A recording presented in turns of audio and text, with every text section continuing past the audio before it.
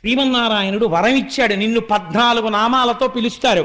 దుర్గ, భద్రకాళి, విజయ, వైష్ణవి, కుముద, చండిక, కృష్ణ, మాధవి, కన్యక, మాయ, నారాయణి, ఈశాన, శారద, అంబిక. భాగవతాంతర్గతంగా ఈ 14 నామాలు ఎవరు వింటున్నారో ఆ విన్న వాళ్ళందరికీ ఏతించి చూచి చెలగుచు, అలాంటి వాళ్ళకి, నిన్ను చూసిన వాళ్ళకి, ఈ నామం విన్న వాళ్ళకి, పేరు పలికిన వాళ్ళకి దేశంలో నువ్వు ఎక్కడెక్కడున్నా నీకు రక్షించడం తప్ప ఇంకోటి తెలియదు, అలా రక్ష చేస్తావన్నావు అన్నారు. అందుకని ఆ తల్లి ఆకాశంలో నిలబడింది. దేవతలు, యక్షులు, గంధర్వులు, కిన్నెరులు, కింపురుషులు వచ్చి పాటలు పాడుతూ తల్లికి అగరుధూపాలు సమర్పిస్తున్నారు, నైవేద్యాలు సమర్పిస్తున్నారు. ఈ తల్లి ఇవన్నీ తీసుకుని కిందనున్న కంసుడి వంక చూసి ఒక మాట అంది. తెంపరివై బొరింబొరిని దేవకి బిడ్డల చిన్ని కుర్రలం చంపితివి, శిరోజిదియు బీరమే రల మీద నన్నొంపితివి. ఓరి దుర్మార్గుడా,